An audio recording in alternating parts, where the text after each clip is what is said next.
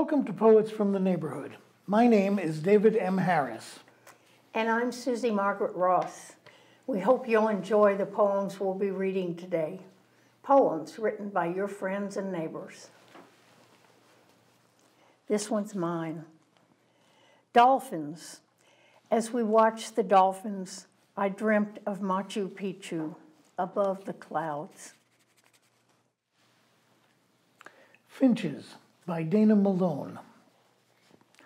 The engineer at the Tennessee Valley Authority leaves his desk at lunchtime, abandons the manifold harnesses of electrical power and the Pavlovian shift workers, whose bodies return to work in 30 minutes without bells to remind them.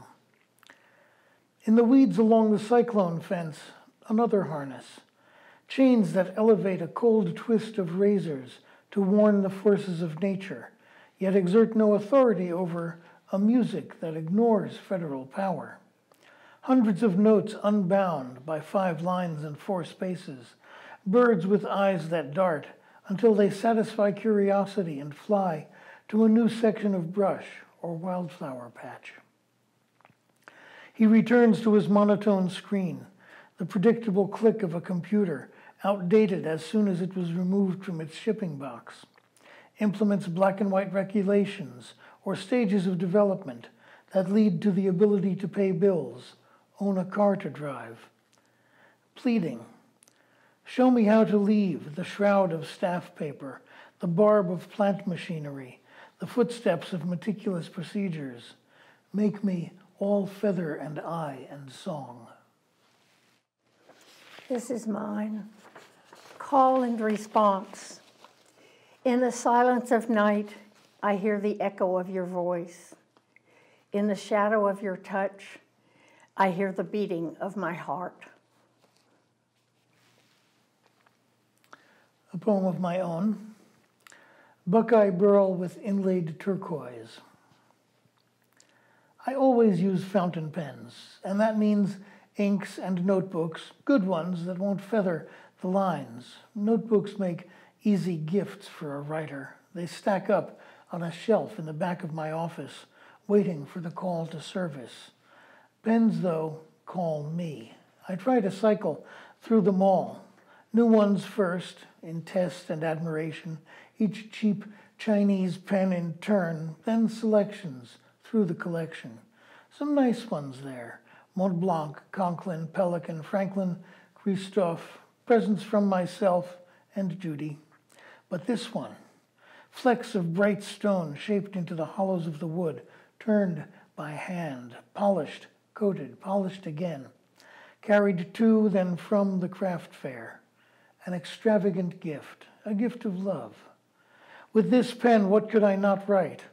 Now I am ready for that epic, the new Goethe, ink flowing out to promote new understandings, drain swamps, build cities, and invent spaceships to explore new universes.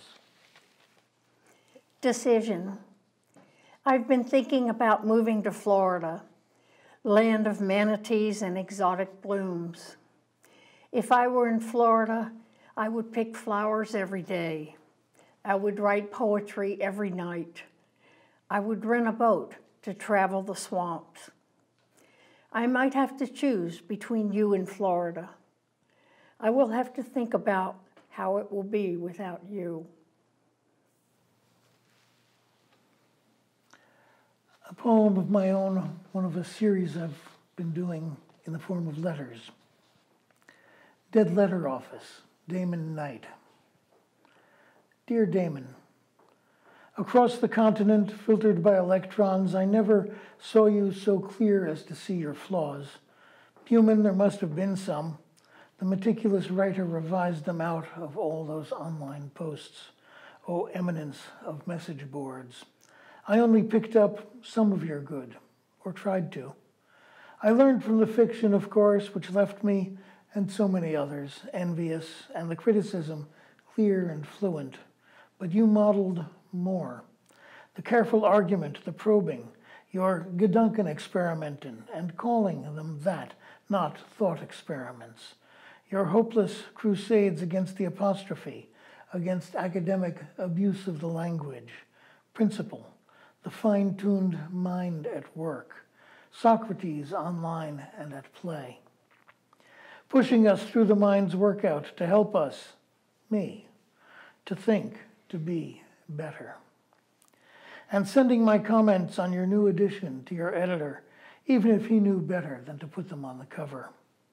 Patron, advisor, supporter, but we never had the chance to lift a couple of cold ones. I'll lift one for you now with someone young and try to carry on as you taught me. Thank you for watching Poets from the Neighborhood. We hope you'll join us again soon.